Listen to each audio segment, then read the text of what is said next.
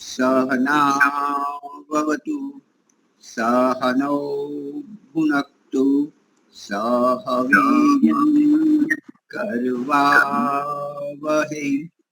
तेजस्विनावधीतमस्तु मा विद्विषावहै। ओम शांति शांति शांति। सबको सादर नमस्ते जी। वैदिक प्रज्ञा व्याख्यान माला में आप सभी का स्वागत है। आज हमारे इस सभा, इस चर्चा विचारणा तो उनमें हमारे आचार्य शैलेंद्र जी बनारस से पधारे हुए हैं, मेरे पास बैठे। तो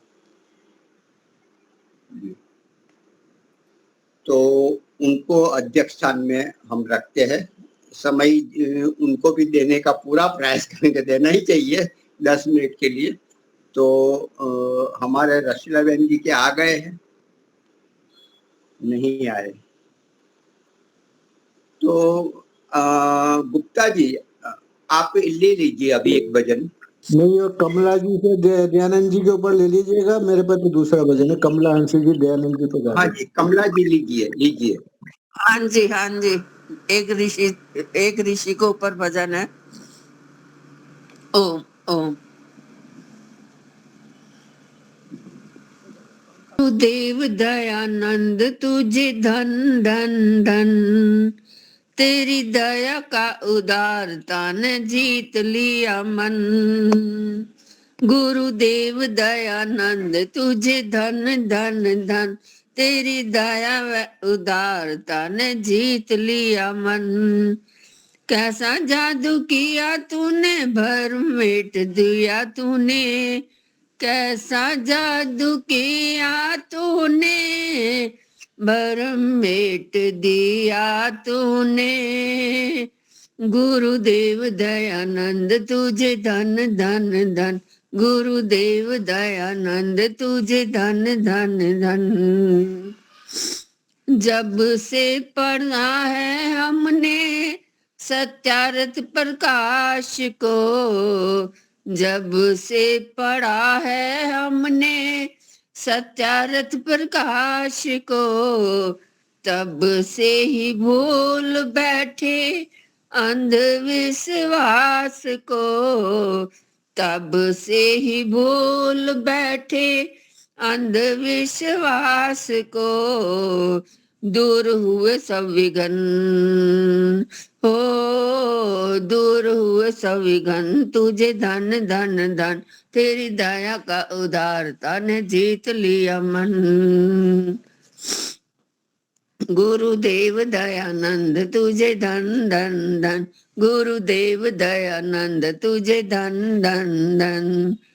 हृदय विशाल देखो कैसा योगी राज का, हृदय विशाल देखो कैसा योगी राज का। लेश मात्र लोभ ना था तख्त और ताज का, लेश मात्र लोभ ना था तख्त और ताज का। तूने छुए ना रतन हो, तू छुए ना रतन, तुझे धन धन धन। तूने छुए ना रतन, तुझे धन धन धन। तेरी दया का उदारता ने जीत लिया मन। गुरुदेव दयानंद तुझे धन धन धन, गुरुदेव दयानंद तुझे धन धन धन। तर्क की कसौटियों पर पूरा ही तू पाया है, तर्क की कसौटियों पर पूरा ही तू पाया है। हजारों विरोधियों ने तुझे आजमाया है, हजारों विरोधियों ने तुझे आजमाया है। कह करके नमन हो गए करके नमन तुझे धन धन धन, तेरी दया का उदारता ने जीत लिया मन। गुरुदेव दयानंद तुझे धन धन धन, गुरुदेव दयानंद तुझे धन धन धन। किसी ने पिलाए तुझे। बहुत बढ़िया। आज वर्ष का हमारी कक्षा के लिए अंतिम दिन है और विशेष महर्षि दयानंद के निर्वाण और महर्षि दयानंद के गुण है, विशेषता है, उनके कार्य पर हम चर्चा प्रारंभ करते हैं। तो पहले पारुल जी, आपको मैं निमंत्रित करता हूं, आप 10 या 15 मिनट में अपना वक्तव्य करें। जी, ओम नमस्ते, धन्यवाद। वैसे तो स्वामी जी के बारे में हर कोई जानता है, हर किसी को मालूम है कि वो क्या थे। महर्षि दयानंद जी मानते थे कि वेदों में मानव जीवन के सभी पहलुओं का ज्ञान छुपा है। उनके अनुसार वेद शाश्वत ज्ञान का स्रोत है, जो धर्म, विज्ञान और सामाजिक जीवन का संतुलन बनाते हैं। एक दिन श्री अरविंद ने कोई पत्रकार को बोला कि अरे भाई, ये क्या स्वामी स्वामी लगा रखा है। उनके आगे स्वामी नहीं, वे ऋषि दयानंद है। अरे स्वामी तो बहुत सारे हैं, वो दयानंद है, दयानंद। दयानंद के आगे स्वामी लगाना मतलब शेक्सपियर के आगे मिस्टर लगाना। तो मतलब श्री अरविंद का बताने का हेतु यही था कि स्वामी शब्द लगाने से उनकी प्रतिष्ठा नहीं, उनका नाम दयानंद मतलब दयानंद से ही उनकी प्रतिष्ठा बढ़ती है। उनको कोई विशेषण हम लगा ही नहीं सकते। उनकी महत्ता का क्या हम कैसे उनकी महत्ता प्रकट कर सके। वो बोले कि हम उनकी महत्ता के कौन से विशेषण लगाए तो हम उनकी विद्वानता, उनकी जो समर्पित भावना, उनका जो इतिहास है वो हम बता सके। क्योंकि स्वामी दयानंद सरस्वती एक ऋषि थे। उन्होंने वेदों की ओर बढ़े, आगे बढ़े।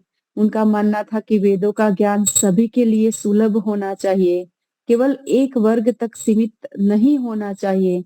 उन्होंने आर्य समाज की भी स्थापना की और एकेश्वरवाद का समर्थन दिया, मूर्ति पूजा का विरोध किया। उन्होंने कहा कि हम ईश्वर को किसी एक स्थान, वस्तु या मूर्ति में नहीं बांध सकते। ईश्वर को अनुभव से, सत्य की खोज से और भक्ति से पाया जाता है। उनके प्रवचनों में एकेश्वरवाद का जोर दिया गया और जहां ईश्वर की भक्ति में सरलता, स्पष्टता और वैज्ञानिक दृष्टिकोण अपनाने की बात की गई। मैंने आज तैयार किया है उनका पूर्व चरित्र। उन्होंने उपदेश मंजरी में पुणे में प्रवचन किया था।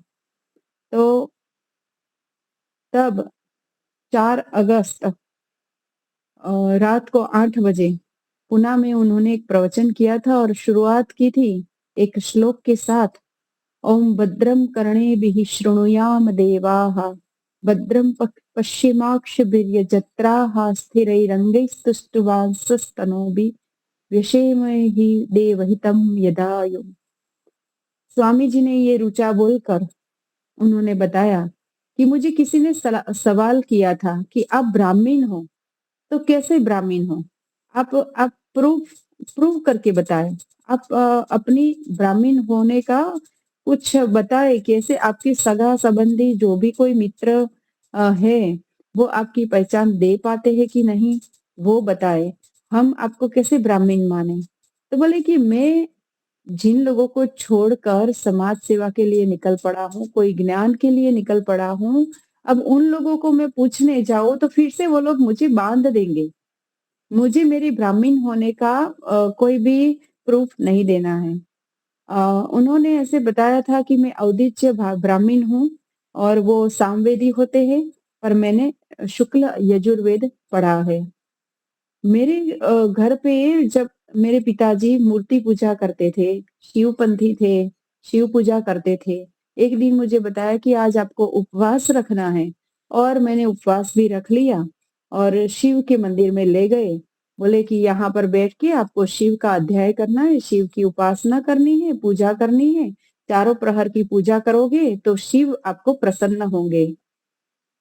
तो दयानंद जी पूजा करने बैठ गए। उन्होंने बहुत ही उत्सुकता थी।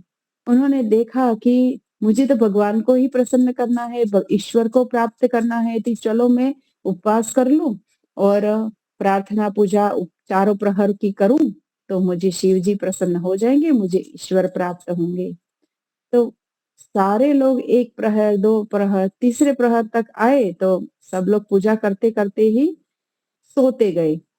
काफ़ी लोग सो गए और सिर्फ यही ऋषि जी ही जाग रहे थे, क्योंकि उन्होंने ठान ली थी कि मुझे ईश्वर को प्राप्त करना है। धीरे-धीरे करके एक चूहा आया, शिवलिंग पर चढ़ा, वो चावल का एक दाना उठाया, खाया। दूसरा आया, तीसरा आया, बहुत सारे चूहे शिवलिंग के पर चढ़ के इधर-उधर घूम के चावल खा रहे थे। उन्होंने अगले दिन रात शिवरात्रि के दिन कथा सुनी थी। उन्होंने सोचा कि शिव के जो अति भयंकर गण हैं, उनके पास पशुपतास्त्र है, उनके वाहन जो नंदी है, उनका अद्भुत पराक्रम है। ये लोग अपनी रक्षा नहीं कर पाते, शिव जी की रक्षा नहीं कर पाते, उनके ऊपर इतने सारे चूहे आ गए हैं, तो भी हटा नहीं सकते हैं। तो अ, ये चूहों की लीला देख-देख कर उनकी अ, बाल बुद्धि में ऐसा सवाल उत्पन्न हुआ कि जो शिव अपने पशुपतास्त्र से बड़े-बड़े दैत्य को नाश करते हैं, दैत्य का नाश करते हैं, ऐसे चूहे को ये हटा नहीं सकते हैं? ऐसे अनेक तर्क उनके मन में पैदा हुए और उन्होंने अपने पिताजी को जगाया और पूछा कि पिताजी इतने बड़े शिव हैं और ये छोटे-छोटे चूहे उनके ऊपर घूम रहे हैं, ये हटाते क्यों नहीं हैं? तो पिताजी ने कहा कि अरे तेरी बुद्धि बहुत दुष्ट है, ये तो मात्र देव की मूर्ति है और ये उनके दिमाग में बैठ गया। दयानंद जी के दिमाग में बैठ गया कि ये देव की मूर्ति है, देव नहीं है। इनके ऊपर चूहे घूम रहे हैं, इनकी हम पूजा करते हैं, उनको दूध, पानी वगैरह अर्पण करते हैं। ये त्रिशूलधारी शिव को मैं जब प्रत्यक्ष देखूँगा तभी मैं उनकी पूजा करूँगा, मैं ये शिवलिंग की पूजा नहीं करूँगा। उन्होंने निश्चय किया और घर चल पड़े। अपनी माँ को बोला कि चलो भाई खाना-पीना दे दो, मैंने खाली-पीली उपवास कर लिया, यहाँ कोई शिव-विव है नहीं और मुझे बहुत भूख लगी है। माताजी ने बताया कि मैं तो पहले से ही बोल रही थी कि भाई तुम खा लो, अब चलो बैठ जाओ। उनको अपने पिताजी से बहुत डर लगता था। पिताजी को माताजी ने बता दिया कि ये भूखा नहीं रह सकता, उनकी पढ़ाई बहुत है, इसीलिए वो उसको खिला रहे हैं और अभी आपके साथ मंदिर नहीं आएगा। तब से दयानंद जी ने अ, मूर्ति पूजा मनोमन उन्होंने विरोध करना शुरू कर दिया। इसी तरह दयानंद उनका कहना ऐसा था कि ईश्वर निराकार, सर्वशक्तिमान, सर्वव्यापी है। उनकी उपासना किसी मूर्ति या चित्र के माध्यम से नहीं होनी चाहिए। उनके प्रवचन में भी एकेश्वरवाद का ही जोर था। जहाँ ईश्वर की भक्ति में सरलता, स्पष्टता हो, वही दृष्टिकोण अपनाने की उन्होंने बात की थी। समाज में उन्होंने बहुत सारे सुधार कार्य भी किए थे। उनकी एक बहन थी। जब उनकी बहन को कुछ रोग हुआ और वो मर गई, तब वो रोए नहीं, पर उनको एक आघात लगा कि अरे! इतनी छोटी उम्र में मेरी बहन मर गई, तो एक दिन मुझे भी तो मरना है। उसके बाद थोड़े समय के बाद उनके काका एक्सपायर हो गए। उनके काका भी मर गए। तो उनको बहुत रोना आ गया कि अरे काका भी मर गए, अब मुझे ज्ञान प्राप्त करना है और ये सब मरते जा रहे हैं, अब मुझे भी मौत आ गई तो मैं ज्ञान कैसे प्राप्त करूँगा? तो उन्होंने मन मन ही मन ठान ली कि जन्म है तो मृत्यु निश्चित है और अगर मरना है तो ज्ञान प्राप्त करते ही मरना है। सत्य का पालन करते और ईमानदारी से ही रहना है। इसी तरह उन्होंने ठान लिया था और वो निकल पड़े अपने अभ्यास के लिए। वो काफ़ी कहीं गए थे, बहुत सारा मेरे पास 10 मिनट का समय ही दिया हुआ है। बाकी आप सबने कभी कहीं पढ़ा भी होगा। उनका ये 15 नंबर का प्रवचन है, उसमें उन्होंने बताया कि हिमालय के पर्वत पर जाकर हम वहाँ अपना देह त्याग करें, उससे तो अच्छा मैं अपना ज्ञान प्राप्त कर लूँ, बाद में देह को त्याग करूँ। और ऐसा निश्चय करके वो मथुरा आए। वहाँ एक सन्यासी सत्पुरुष गुरु विरजानंद जी से मिले, जो पहले अलवर में रहते थे। उनकी उम्र 81 साल की थी। वो वेद शास्त्र आदि आर्ष ग्रंथों में अधिक अभिरुचि रखते थे। वो आंख से अंध थे, किंतु वो बहुत ही प्रखर विद्वान थे। उनको कौमुदी, शेखर वो सब ग्रंथ पसंद नहीं थे। उन्होंने बताया कि दयानंद, तुझे अगर अभ्यास करना है, ज्ञान प्राप्त करना है, तो ये सब पुराण यमुना नदी में बहा दे, तभी मैं आपको पढ़ाऊंगा। उन्होंने भागवत और पुराण सब नदी में बहा दिए और गुरु विरजानंद जी से दीक्षा लेकर अभ्यास करना शुरू कर दिया। मथुरा में उनकी शिक्षा का जो खर्च था छोटे बहुत, ओके, हाँ 10 मिनट हो गई है, वैसे 10 मिनट से भी ज्यादा हो गई। ठीक है, तो अभी यहाँ पर हम रुकते हैं। ओम, धन्यवाद। अपना वक्तव्य काटकर हमें समय का थोड़ा दान दिया, तो मैं माता उषा माता जी को मैं निमंत्रित करता हूँ। उनको भी बाहर जाना है, इसलिए भी मैंने जरा आपको संकेत किया। तो उषा माता जी, आप प्रारंभ करें, आपका काव्य रसपान हम करेंगे। धन्यवाद। मैं पहले तो मंच को नमन करती हूँ और श्रोतागणों को भी नमन करती हूँ, जो हमारी आज हमारा ऋषि, जो हमें भर भर के ज्ञान, भर भर के जोड़ियां, वास्तव में नारी जाति का कल्याण करने वाला तो वही था, और जो दे गया है उसके प्रति आभार। 2 कविता ही सुना रही हूँ और अभी मुझे समय नहीं मिला तीसरी कविता निकालने का। अगर निकल आई तो वो भी सुनाऊंगी, और ये मेरी स्वरचित है। सुनो जी एक योगी आया,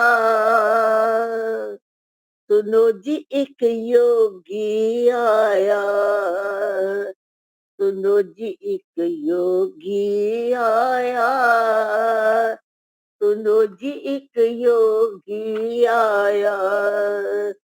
चमके सूरज नभ में ऐसा, चमके सूरज नभ में ऐसा, दिव्य तेजमय मुख था ऐसा, दिव्य तेजमय मुख था ऐसा।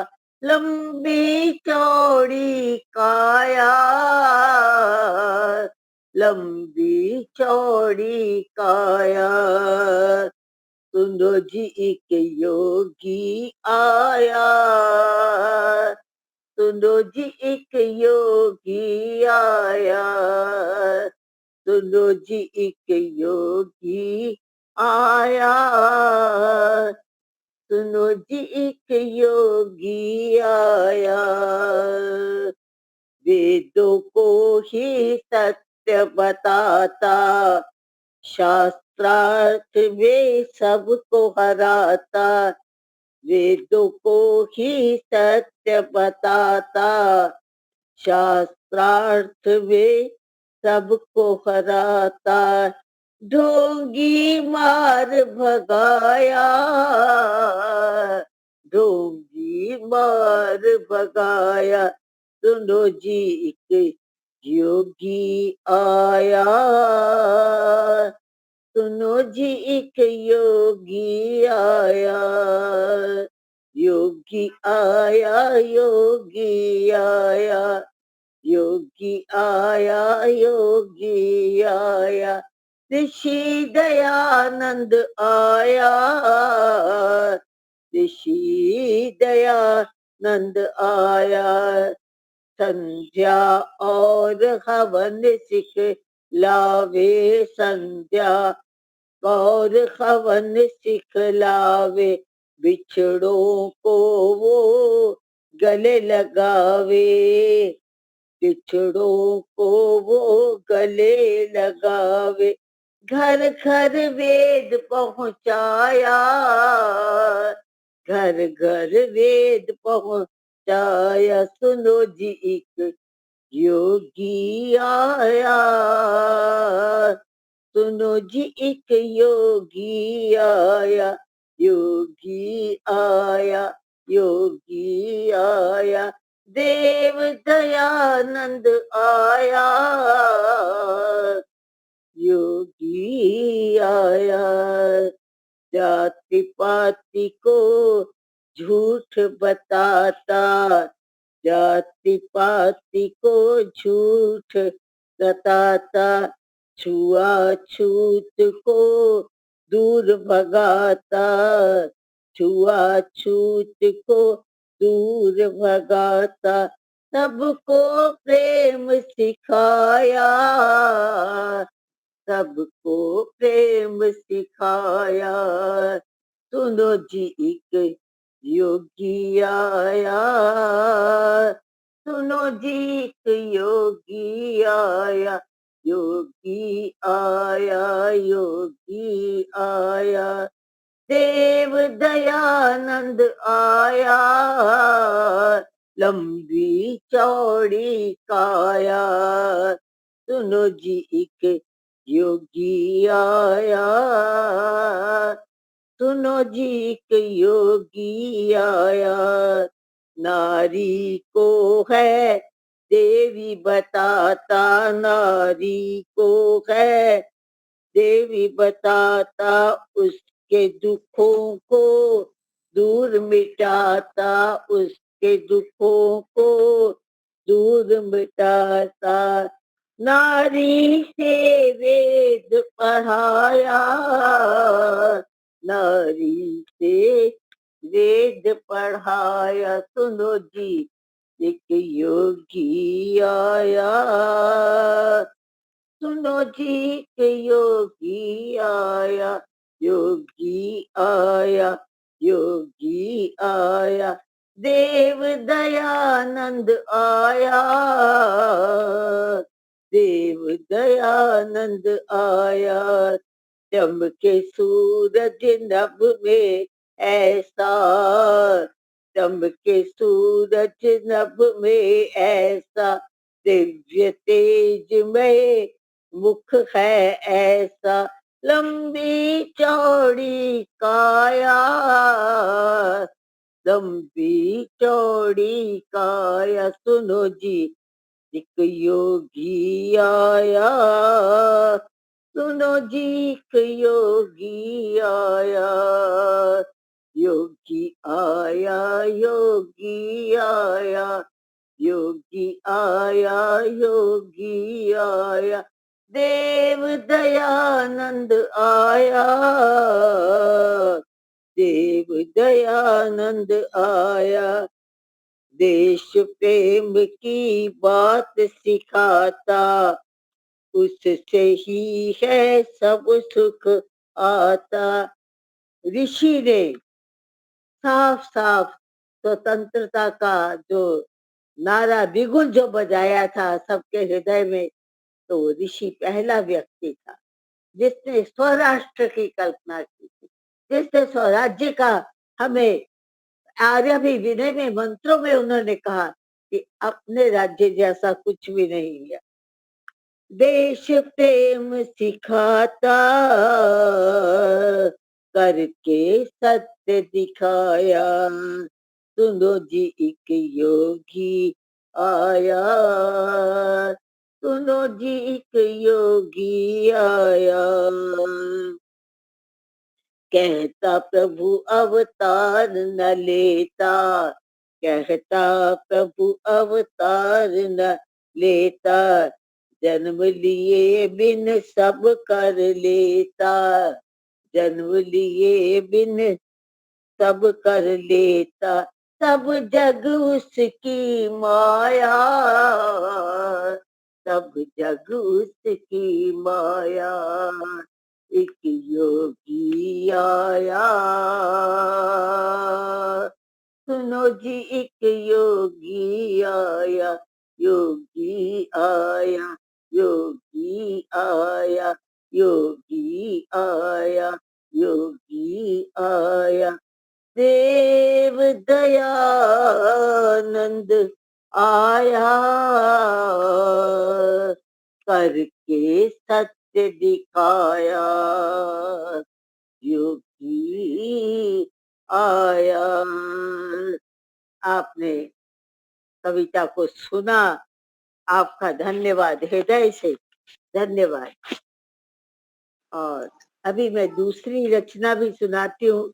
असल में एक मेरे पास बहुत सुंदर कविता जिसका मैं अक्सर पाठ करती हूँ, वो इस माता वक्त जी, मुझे मुझे रोकना पड़ेगा क्योंकि और भी वक्ता है और समय कम है। अभी हमारे बीच में मुनि सत्यजित जी अपना वक्तव्य देंगे। सत्य मुनि जी। चलो ठीक है। ओम आपका ओम असतो मा सद्गमय तमसो मा ज्योतिर्गमय मृत्युर्मामृतंगमय। ओम शांति शांति शांति। वैदिक विद्या व्याख्यान माला के इस विशेष कार्यक्रम में उपस्थित सभी साधक साधिकाएं, आदरणीय आचार्य शैलेंद्र जी, मुनि जी एवं अन्य सभी, मनस्येकं वचस्येकं कर्मण्य एकं महात्मनाम। और मनसी अन्यत वचसी अन्यत कर्मणि अन्यत दुरात्मनाम। जो महान आत्माएं होती हैं वे मन वाणी और कर्म से एक हुआ करती हैं, एक रूप होती हैं। जैसा मन में होता है वही उनकी वाणी में होता है, विचार में होता है, वही उनके कर्म में भी होता है। यही स्थिति हम महर्षि स्वामी दयानंद सरस्वती के जीवन में देखते हैं। पंडित चमूपति शास्त्री जी ने महर्षि जी के जीवन पर दृष्टि डालते हुए कई बातें कही हैं। उनमें से एक दो बातें मैं आपके सामने रखता हूं।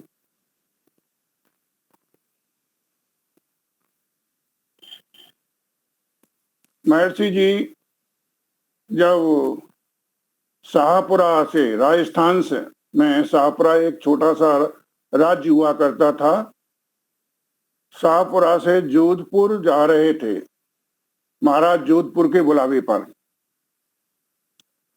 तो शाहपुरा वालों ने कहा, महाराज आप जोधपुर जा तो रहे हो,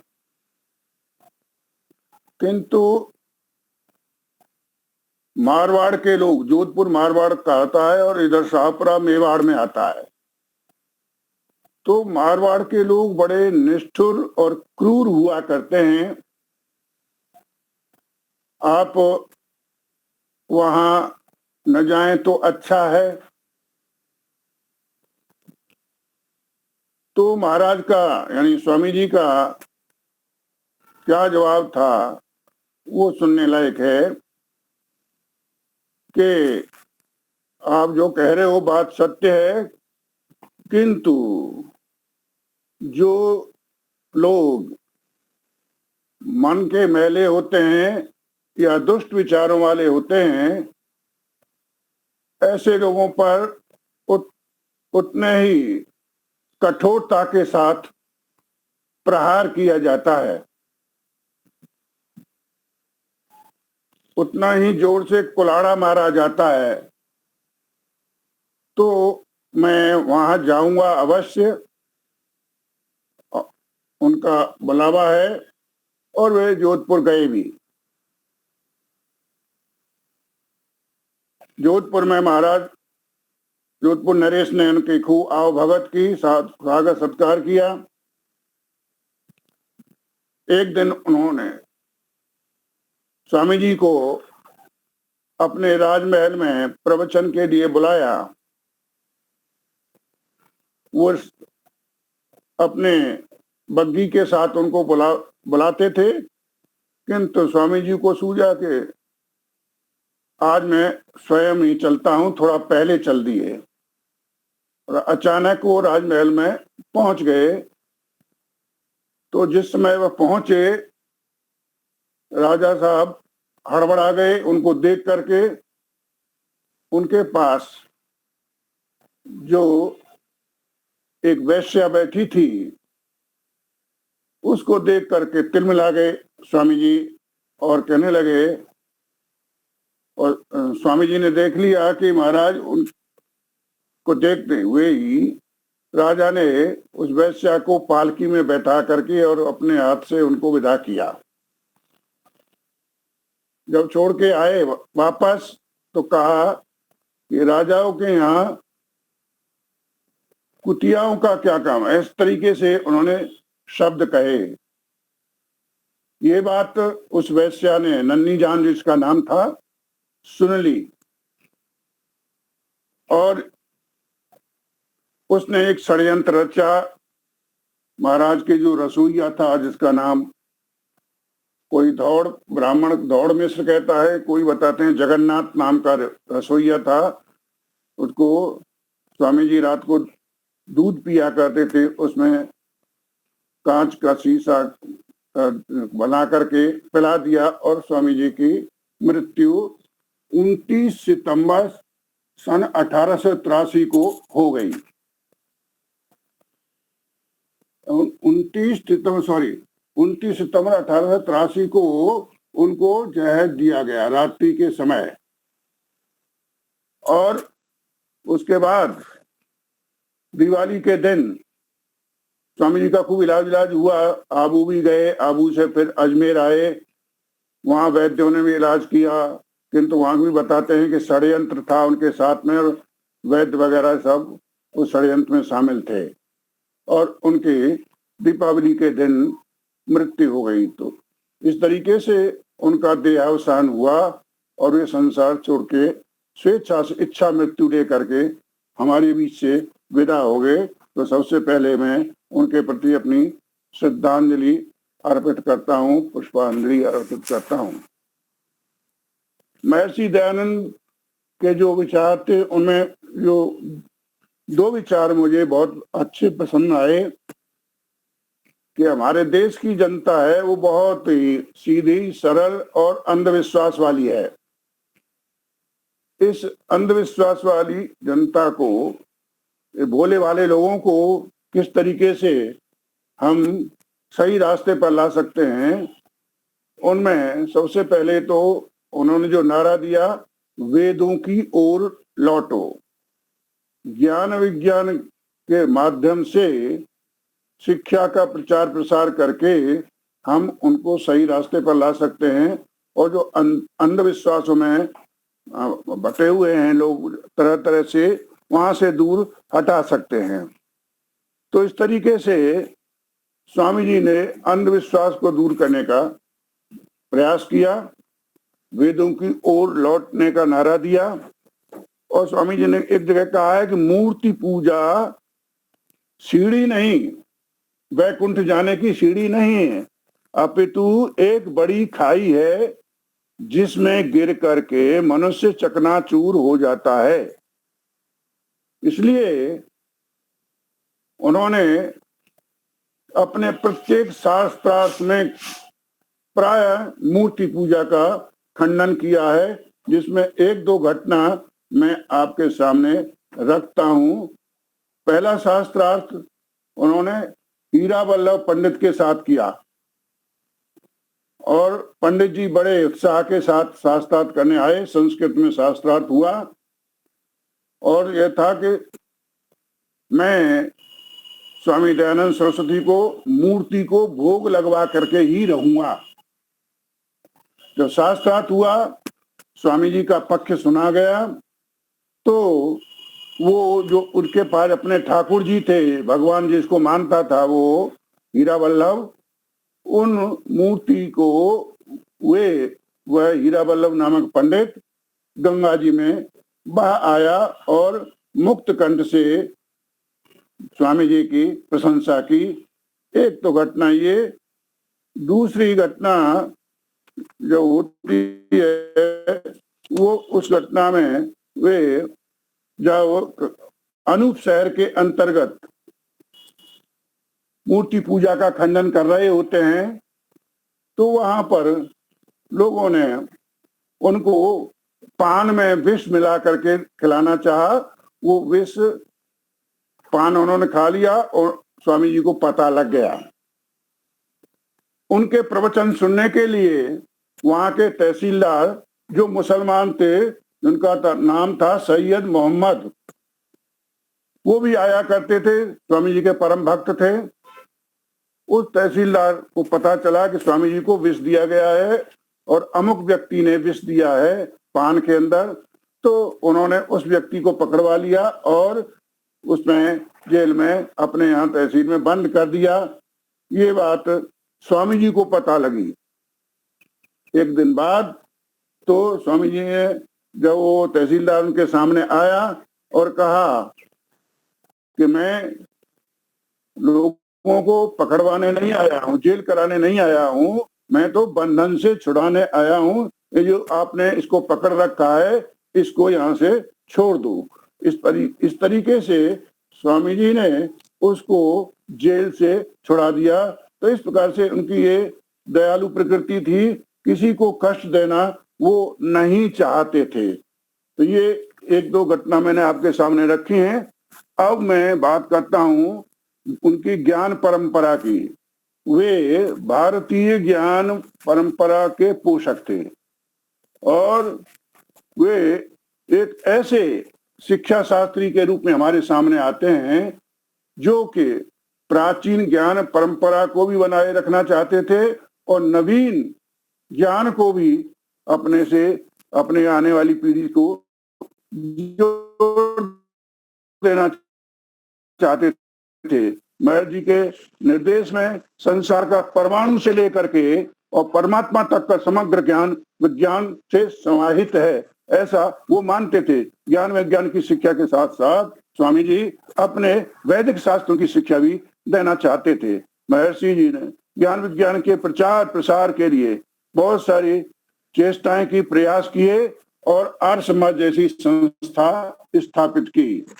इस संस्था के स्थापन के बाद कुछ कार्य तो हुआ, जिसमें स्वामी श्रद्धानंद जी के द्वारा गुरुकुल कांगड़ी की स्थापना हुई और हमारी प्राचीन ज्ञान परंपरा को बनाए रखने के लिए उन्होंने पुरजोर प्रयास किया।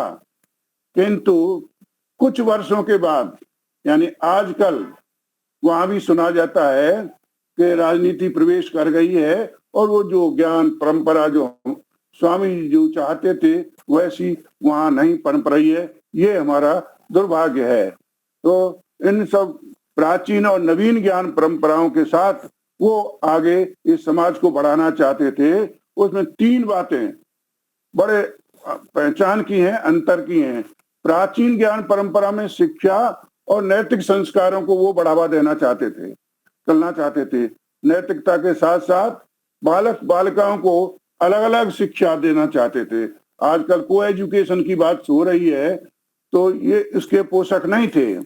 वो बालक बालिकाओं के लिए अलग अलग शिक्षा की व्यवस्था चाहते थे। तो वे ऐसा चाहते थे कि मातृदेवो भव, पितृदेवो भव, आचार्य देवो भव, अतिथि देवो भव, इस प्रकार की शिक्षा के वे पोषक थे। किंतु महर्षि दयानंद इससे एकदम आगे थे। सत्यार्थ प्रकाश में उन्होंने 11वें समुल्लास में कहा है कि स्त्रियों के लिए पति और पुरुष के लिए स्त्री पूजनीय है। तो इस तरीके से आज की ज्ञान परंपरा में यह विडंबना है कि प्रत्येक माता पिता अपनी संतानों को श्रवण कुमार तो बनाना चाहता है, उनको अच्छा श्रेष्ठ तो बनाना चाहते हैं, किंतु श्रवण कुमार बनने के लिए वे अपनी संतानों को अब समय नहीं दे पाते, संस्कार नहीं दे पाते, आचार विचार नहीं दे पाते। तो ऐसी स्थिति में वे अब श्रवण कुमार यानी अच्छे संस्कार वाले बालक कैसे बन सकते हैं। दूसरी विशेषता यह है कि वैदिक विज्ञान ज्ञान विज्ञान परंपरा में मानवता को श्रेष्ठतम ऊंचे स्तर पर ले जाने की बात कही गई है, जिसमें स्वामी जी ने मनुर्भव की बात कही है कि मनुष्य बनो, हम मनुष्य बने और मानव को महामानव बनाने का प्रयास करें। जबकि पाश्चात्य शिक्षा में अक्षर ज्ञान तो बहुत है, किंतु चरित्र का और मनुष्य के जीवन का उच्चतर विकास जो आध्यात्मिक दृष्टि में ऊंचा होना चाहिए था, वैसा नहीं बन पा रहा है। हमारे यहाँ इंजीनियर, डॉक्टर, प्रोफेसर ये अनेक प्रकार के अच्छे से अच्छे बन रहे हैं, किंतु हमारे जो स्कूल कॉलेज हैं, यूनिवर्सिटीज हैं, उनमें अच्छे संस्कारों की व्यवस्था आज तक पूरी तरह नहीं है। और जो संस्कारित शिक्षा दी जा रही है, थोड़े बहुत जो हमारे गुरुकुलों में दी जा रही है, बाकी आज के जो पाठ्यक्रम में वैसी व्यवस्था हमें देखने को नहीं मिलती। तीसरा बड़ा अंतर आज की शिक्षा में जो देखने को मिल रहा है कि भारतीय वैदिक ज्ञान विज्ञान परंपरा में दोहरा जीवन जीने का अधिकार नहीं है। प्राचीन परंपरा में व्यक्ति की सामाजिक जीवन की शैली जो होती थी, आज की जीवन शैली नहीं है। अब तो आपाधापी की जीवन शैली है। हम ना खाने के लिए समय दे पा रहे हैं, न सोने के लिए समय दे पा रहे हैं, और हम अपने जीवन को वैदिक परंपरा से कुछ दूर किए जा रहे हैं। न शाम को हम संध्याकालीन संध्या करते हैं और न अपने विचार करते हैं। इस तरीके से हमारी ज्ञान परंपरा, प्राचीन ज्ञान परंपरा कहीं न कहीं किसी न किसी रूप में शिक्षा के क्षेत्र में द्रोहित है। इस पर विचार करने की महती आवश्यकता है। समय पूरा हो गया है, मैं अपनी वाणी को यहीं विराम देता हूं। सबको बहुत बहुत धन्यवाद। ओम शांति। बहुत ही सुंदर। अभी हमारे लीला बहन जी अपना वक्तव्य प्रारंभ करेंगे। लीला बहन जी। गायत्री मंत्र से ईश्वर की स्तुति, प्रार्थना, उपासना। ओम भूर्भुवः स्वः तत्सवितुर्वरेण्यं भर्गो देवस्य धीमहि धियो यो न प्रचोदयात्। सबका रक्षक, जगत के सब जीवों का आधार, जो प्राणों से भी प्रिय और स्वयंभू है, जिसके संसर्ग से संसार के सारे प्राणी सभी क्लेश और दुखों से मुक्त हो जाते हैं, जो नानाविध जगत में सर्वत्र व्यापक होकर सबका पालन और पोषण करता है, सकल जगत का उत्पादक, सब ऐश्वर्य का दाता, जिसकी प्राप्ति में सभी की सब आशाएं एवं अभिलाषाओं की पूर्ति है, उस पवित्र परमात्मा के पवित्र तेज को हम अपने हृदय में धारण करते हैं। वो परमात्मा हमारी बुद्धियों को निकृष्ट मार्ग से निवृत्त करके उत्कृष्ट मार्ग की ओर प्रेरित करे। आज की वैदिक प्रज्ञा व्याख्यान माला की श्रृंखला में महर्षि दयानंद का जीवन का जो निर्वाण दिन है, दीपावली के दिन, इसके रूप में हम मना रहे हैं। तो आज की सभा के अध्यक्ष श्री शैलेंद्र जी शास्त्री आचार्य जी और मुनि जी और सभी धार्मिक सज्जनों, वंदनीय मातृशक्ति। ऐसे दीपावली तो दीप का त्योहार होता है, हम दिया जलाते हैं, रोशनी करते हैं, लेकिन वो दीपावली का दिन था जब एक दिया बुझ रहा था, लेकिन वो दिया तो बुझ रहा था, लेकिन अनेकों दियों को प्रकाशित करने के बाद बुझ रहा था। वो ऐसा एक युग पुरुष था, महर्षि दयानंद सरस्वती, जिनके कारण आज हम इस प्रकार की वैदिक विचारधाराओं को सुन पा रहे हैं, उस पर विचार कर रहे हैं, मंथन कर रहे हैं। कितनी बड़ी उसकी देन है। अनेकों व्याख्यानों में बताया गया और हम पढ़ते भी है, उनके कार्य तो अगणित है, उसको हम सारे शब्दों में उसको वर्णन नहीं कर सकते। युग पुरुष हमेशा युग की मांग होते हैं। महर्षि दयानंद जिस समय इस धरा पर उनका जन्म हुआ, उसी समय इस देश की, इस समाज की क्या दशा थी। अज्ञान, अविद्या, पाखंड, कुरीतियां, देश आलस, प्रमाद, गरीबाई, गुलामी में बंधा हुआ था।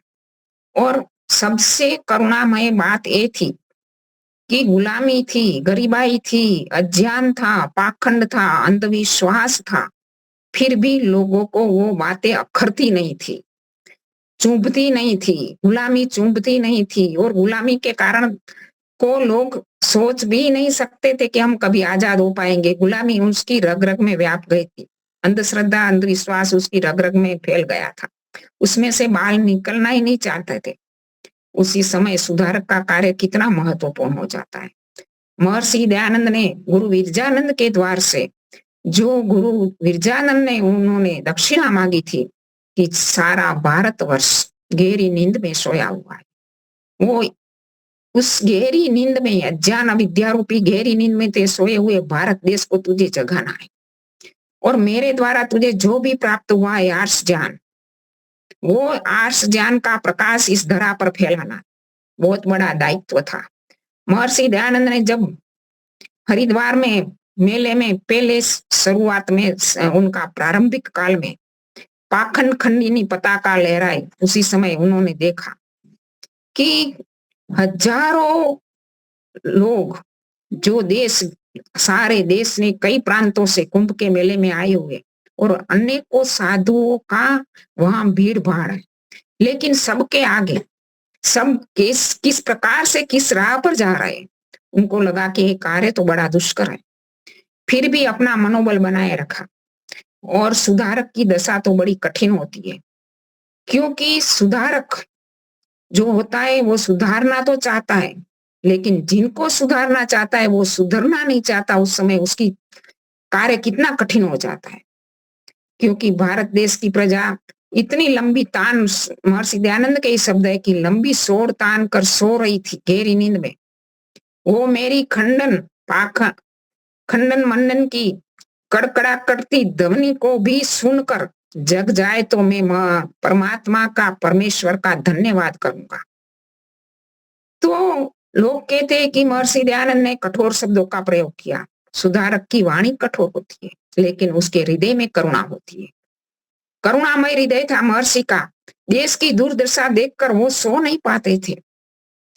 देश की गरीबाई को देखकर वो रात भर, कभी कभी तो रात को जग जाते थे और कहते थे ना कि गंगा तट पर जब एक माता को अपने मृत पुत्र को नदी में बहाते हुए देखा तो उसी समय उसको अंतर में इतनी हलचल मच गई कि क्या मेरे देश की इतनी बड़ी गरीबाई है कि एक माता अपने प्यारे पुत्र के ऊपर से कफन तक नहीं छोड़ पा रही है।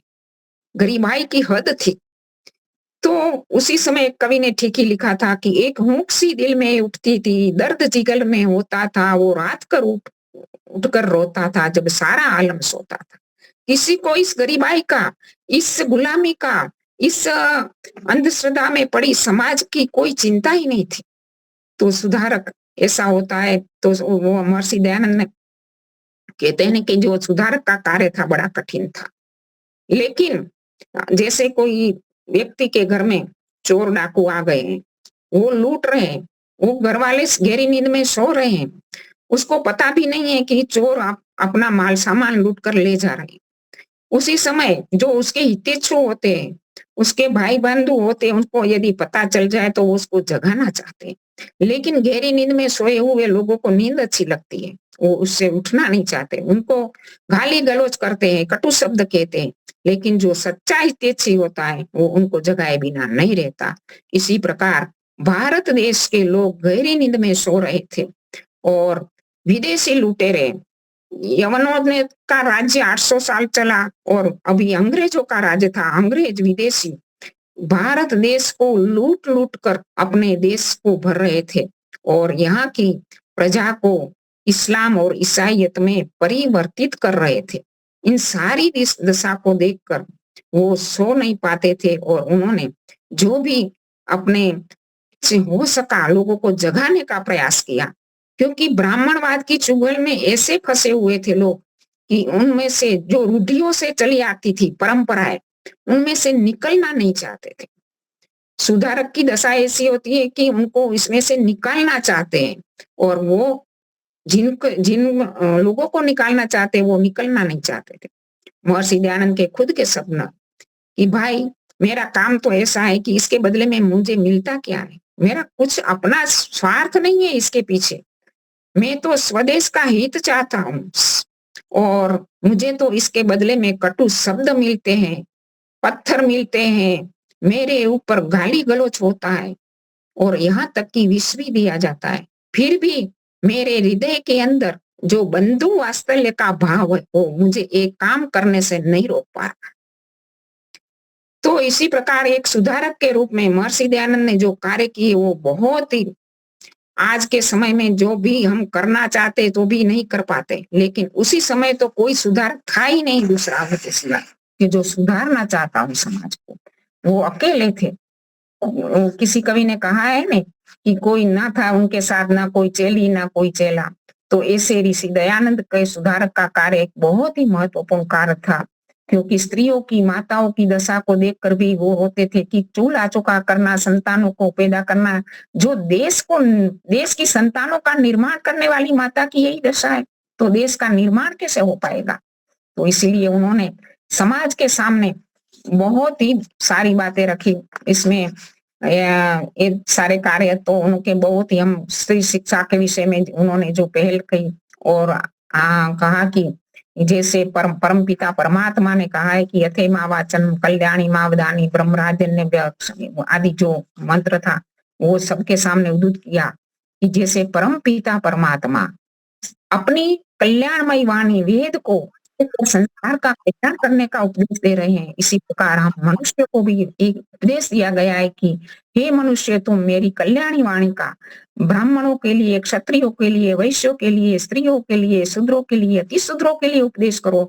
तो महर्षि दयानंद ने सबके सामने ये बात रखी कि तुम उनको वेद पढ़ने से रोकने वाले कौन हो, शिक्षा देने से रोकने वाले कौन हो, खुद परमात्मा ने अधिकार दिलाया।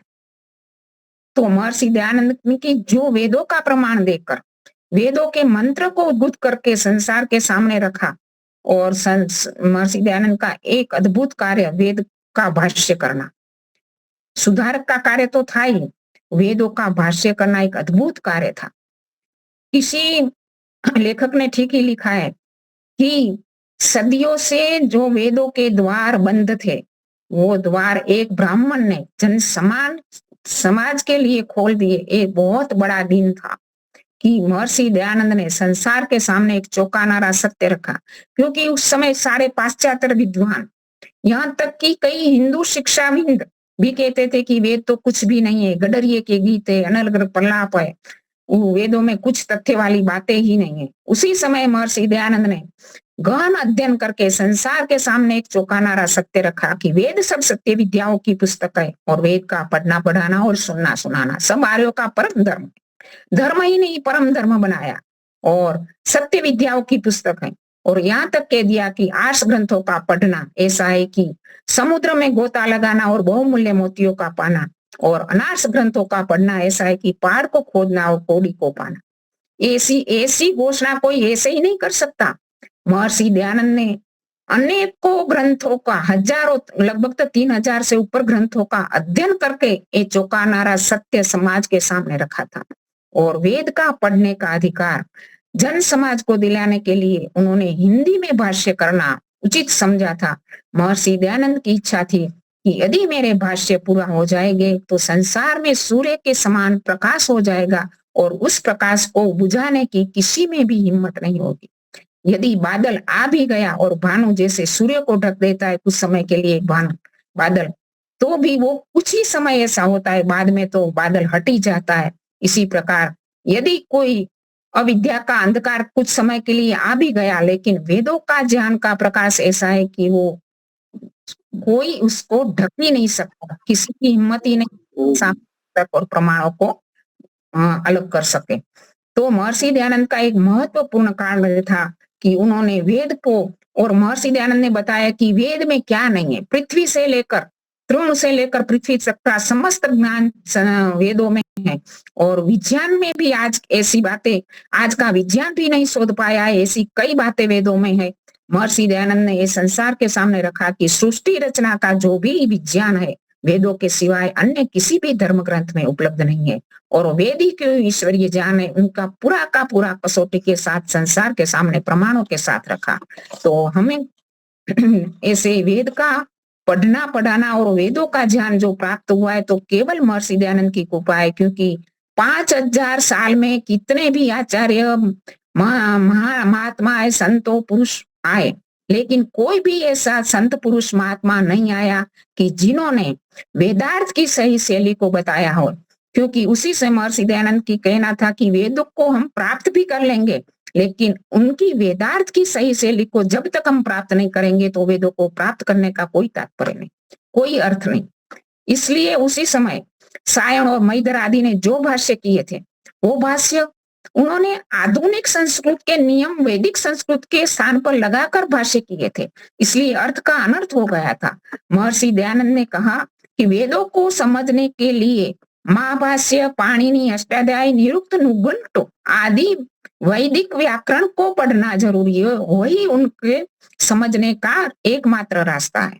इसलिए महर्षि दयानंद पहले ऋषि थे जिन्होंने 5000 साल के बाद समाज के सामने ये सत्य, एक क्रांतिकारी सत्य रखा कि वेद को यदि सही समझना है तो उनकी सही वेदार्थ शैली के बाद नहीं समझा जाता।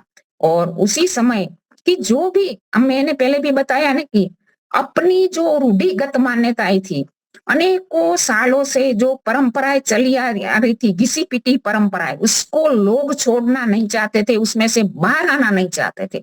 उनका एक उदाहरण देकर मैं मेरा वक्तव्य पूरा करूंगी, क्योंकि हमें अध्यक्ष जी को भी सुनना है कि महर्षि दयानंद जब वेद भाष्य करना चालू किया तो उसी समय उनकी हृदय की इच्छा थी कि यदि समाज के सामने, संसार समाज की नई पीढ़ी के सामने सच्चे अर्थों के वेद भाष्य प्रकट किए जाए तो सच्चा वेद भाष्य पढ़कर ही नई पीढ़ी सच्चा मार्गदर्शक पाकर ही आगे बढ़ पाएंगी और सच्चे अर्थ में सच्चा धर्म और ईश्वर को जान पाएगी।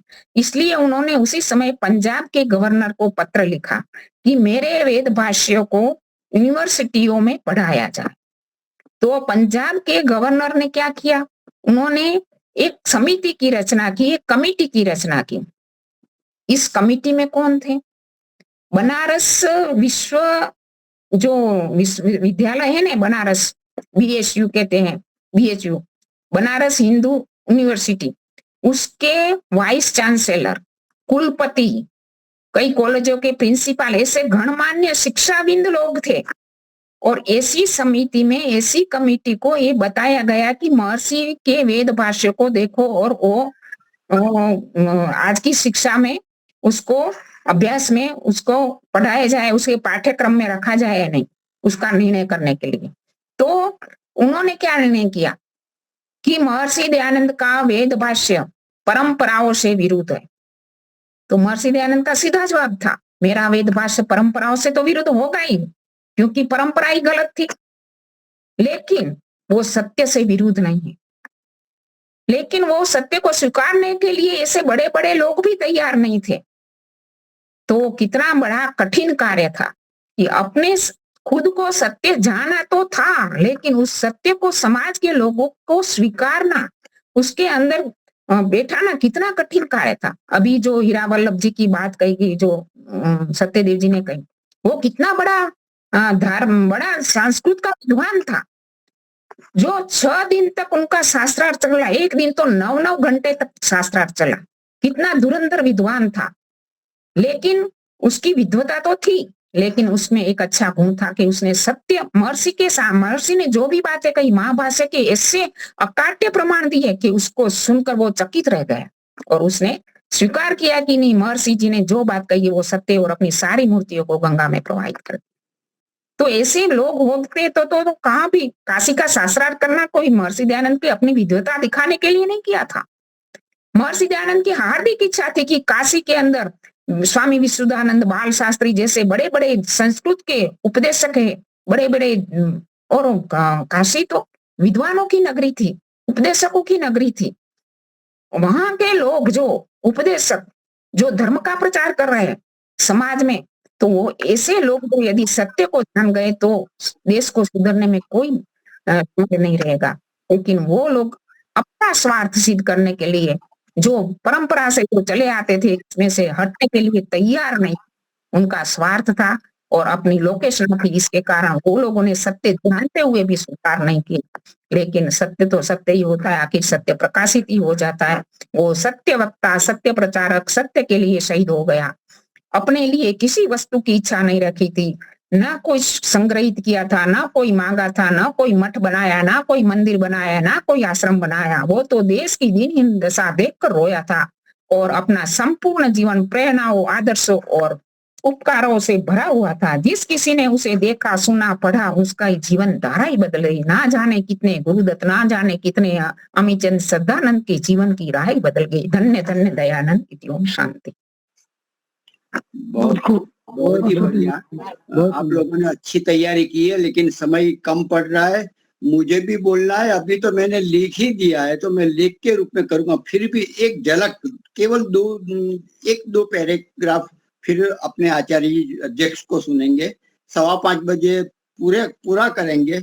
तो मुझे लगता है कि मैं अध्यक्ष का थोड़ा समय खींच रहा हूँ, कोई बात नहीं, बिल्कुल।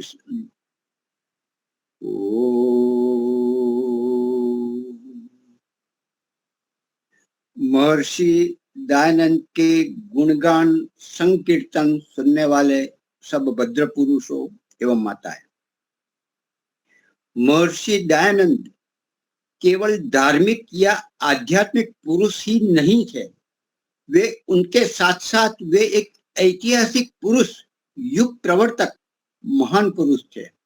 वे महान विचारक, स्वदेश भक्त और बुद्धिजीवी दार्शनिक विद्वान थे। यूरोपियन विद्वानों ने महर्षि जी को भारतीय लूथर की उपाधि से सुशोभित किया था। अमेरिका के योगी एंड्रयू जैक्सन ने महर्षि दयानंद को परमात्मा का आज्ञाकारक पुत्र बताया था। श्री अरविंद ने कहा था, मैं महापुरुषों रूपी अनेक ऊंची चोटियां देख रहा हूं, उसमें सबसे ऊंची चोटी महर्षि दयानंद की थी। पारोल जी ने कहा कि दयानंद तो दयानंद ही थे, उनके आगे श्री लगाना, स्वामी लगाना, महर्षि लगाना उनका अवमूल्यन करने समान है।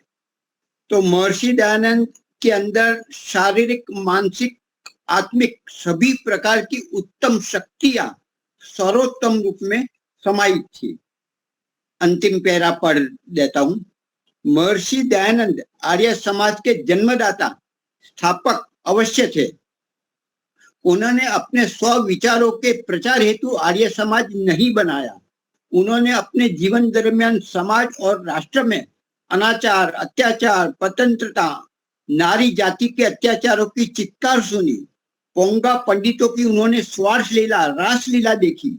स्वयं को ईश्वर घोषित करने वाले अथवा उनका दूत मनवाकर अपनी पूजा करवाने वाले धर्माचार्यों की धूर्त लीला भी देखी। बाल विवाह का क्रंदन देखा। देश की गुलामी, अन्याय, अंधविश्वास और अधर्म की वृद्धि देखी।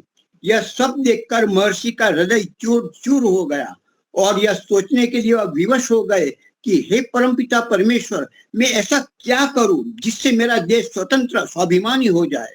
भारत माँ की गुलामी में ऐसा क्या करूं जिससे मातृशक्ति रूपी नारियों का करुण चित्कार समाप्त हो जाए। मैं ऐसा कौन सा कदम उठाऊं कि जिससे बालक और बालिकाओं के मुख पर मुस्कान आ जाए।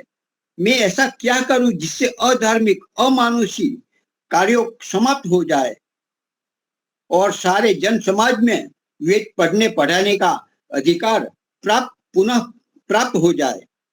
इस प्रकार अपने सर्वतोमुखी आंदोलन को क्रियान्वित करने हेतु उन्होंने आर्य समाज संस्था को जन्म दिया।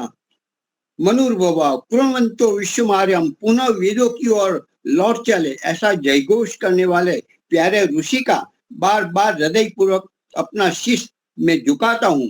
भजन की पंक्तियां है, भारत का कर गया बेड़ा पार वो मस्ताना योगी, भारत का कर गया बेड़ा पार वो मस्ताना योगी, सोतों को कर गया फिर बेदार, जागृत कर गया।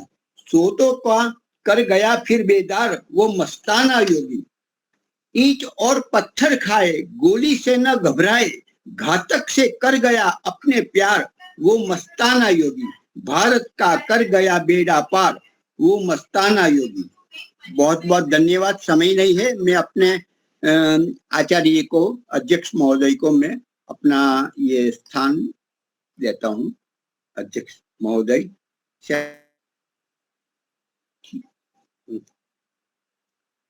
आप लोग अपने अपने स्थान पर एक बार परमात्मा का मुख्य नाम, निज नाम ओम का चिंतन करते एक बार ओम का उच्चारण करेंगे।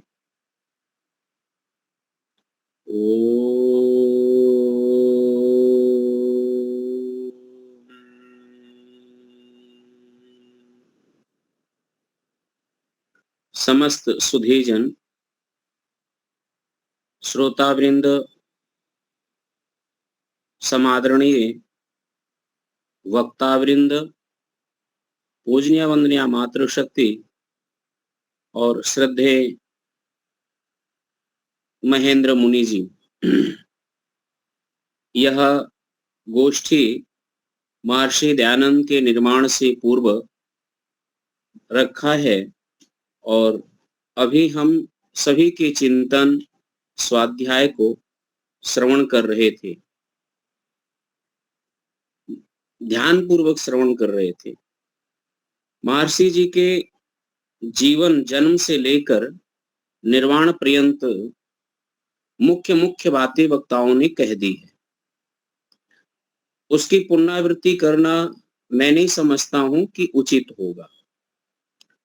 योग दर्शन में चित्त को एकाग्र करने के लिए बहुत सारे उपाय बताए हैं महर्षि पतंजलि ने। उन्हीं में से एक उपाय बताया है कि महापुरुषों के जीवन चरित्र को हमें पढ़ना चाहिए, उनका चिंतन करना चाहिए और उनके जीवन चरित्र को पढ़ना, उससे चित्त की एकाग्रता बढ़ती है, मन में थोड़ा प्रसन्नता होती है और व्यक्ति वैराग्य की तरफ बढ़ता है। जो मानव जीवन का लक्ष्य है, उस मानव जीवन के लक्ष्य के प्रति वह सचेत होता है। महर्षि दयानंद अध्यात्म चेतना के वो शिखर पुरुष हैं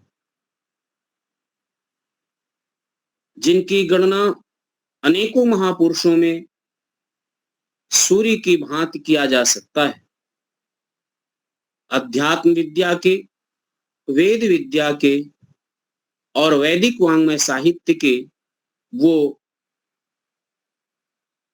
भास्कर हैं, विद्या मार्तंड हैं, ऐसा कहा जा सकता है।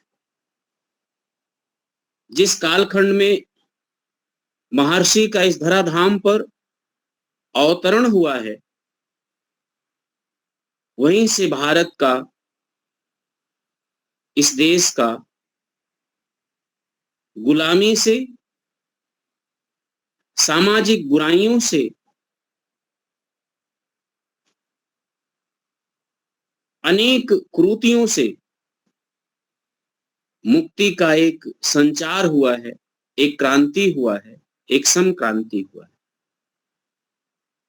जिस समय शिवलिंग के उस पिंड पर चूहे का घूमना और वहां के प्रसाद को खा करके जो महर्षि के अंदर विचारों का क्रांति हुआ, विचार का क्रांति हुआ, जो प्रश्न जगे, वही तो भारत उदय होने का एक मूल्य मैं कह सकता हूं कि जैसा उस समय ऋषि दयानंद का नाम मूल शंकर था, उन्होंने मूल को प्रभावित किया। ये घटना मूल को प्रभावित किया और मूल कोई एक बालक नहीं बल्कि मूल जो समस्या भारत की थी उसको प्रभावित किया और वहीं से क्रांति प्रारंभ हुई और निर्वाण तक जब तक कि शरीर पर ऋषि दयानंद के प्राण थे तब तक क्रांति का सूत्रपात होता रहा। और ऋषि दयानंद के जीवन चरित्र को हम लोग पढ़ते हैं, सुनते हैं, सदियों से आए हैं। इसके मुख्य रूप से हम शिक्षा ले सकते हैं और अपने जीवन से जोड़ करके एक भी शिक्षा को जोड़ लेंगे तो हमारे जीवन की तस्वीर तो बदलेगी, लेकिन सामाजिक तस्वीर, आसपास की तस्वीर और जो ऋषि दयानंद के वैचारिक संगठन है उसकी तस्वीर भी बदलेगी।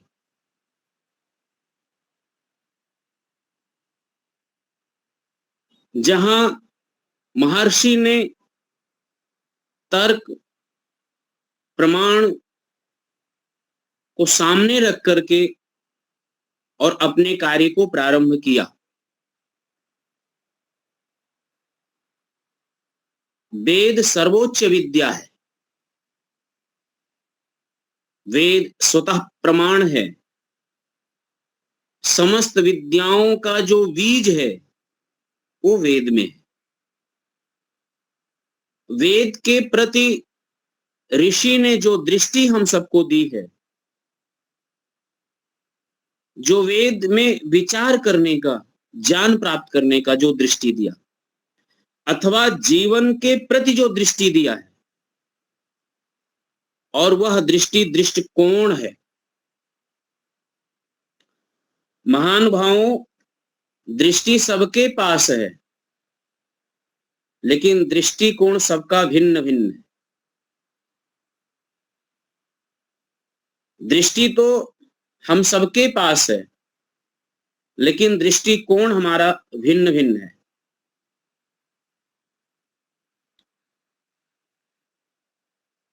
ऋषि दयानंद से जब हम जुड़े और ऋषि दयानंद से जुड़ करके उनके किसी कार्य को देख लीजिए, उनमें से जो आपको अच्छा लगता हो, उन एक कार्य को लेकर के, जिसमें रुचि लगता हो, उस एक कार्य को लेकर के हमें सामाजिक स्तर पर, व्यक्तिगत स्तर पर और आत्मिक स्तर पर अपने कार्य को प्रारंभ करना चाहिए। और जब भी कार्य करते हुए कोई कठिनाइयां आ रही हैं तो उठा करके ऋषि दयानंद के चरित्र को पढ़ लेना चाहिए। उससे हमें बहुत आत्मिक बल मिलेगा। जब मानसिक रूप से हमें विकृतियां, मानसिक रूप से हमें षड विकार परेशान करने लगे तो ऋषि दयानंद के चरित्र को पढ़ लीजिए। और सामाजिक कार्य करते हुए जब हम पर अनेकों प्रकार के पीड़ाएं, कष्ट, सामाजिक बाधाएं आए तो ऋषि दयानंद के चरित्र को पढ़ लीजिए। पढ़ते हुए और जब कहीं एक जगह आप कहीं रुक जाएं तब ऋषि दयानंद को पढ़ लीजिए। जो मैं कहना चाहता हूं अपने भावनाओं को, वो इस प्रकार से कहना चाहता हूं कि ऋषि दयानंद जब तक अपने अंतिम लक्ष्य को नहीं प्राप्त किया तब तक कहीं रुके नहीं हैं। हम सब लोग भी याद रखें, जब तक मानव जीवन के लक्ष्य को हम लोग ना समझ जाएं, उसको प्राप्त ना कर लें, उसका समाधान ना कर लें, तब तक एक जगह कहीं रुके ना। ये वो स्थान है ऋषि दयानंद का कि यहाँ पर जो भी स्वाध्याय करता है, जो भी पढ़ता है, जो भी साधना करता है, वो आगे के लोगों को वो साधना, शिक्षा सब दे सकता है। यानी ऋषि दयानंद केवल शिष्य बनाए रखने की फैक्ट्री नहीं बनाई, शिष्य बनिए और फिर आगे गुरु बनने की योग्यता भी दिया है। बाकी अन्य किन्हीं संप्रदायों में जाएंगे, आप शिष्य बन करके ही जीवन बिता देंगे, गुरु बनने का अधिकार आपको नहीं होगा। आप किसी और जगह पर, किसी और मत मजहब पर जुड़ेंगे, वहां तो एक गुरु के मरने के बाद उस पद पर कोई दूसरा ही बैठेगा। कहीं व्यक्ति पूजा होगा, कहीं पाषाण पूजा होंगे, और कहीं न जाने कितने ऐसे ग्रंथों में, अनार्ष ग्रंथों में पढ़ा करके उलझा करके रखते हैं। इन सब से एक दृष्टिकोण ऋषि दयानंद ने दिया है जिस दृष्टिकोण को हम सबको पकड़ करके और जीवन के मार्ग को प्रशस्त करना चाहिए।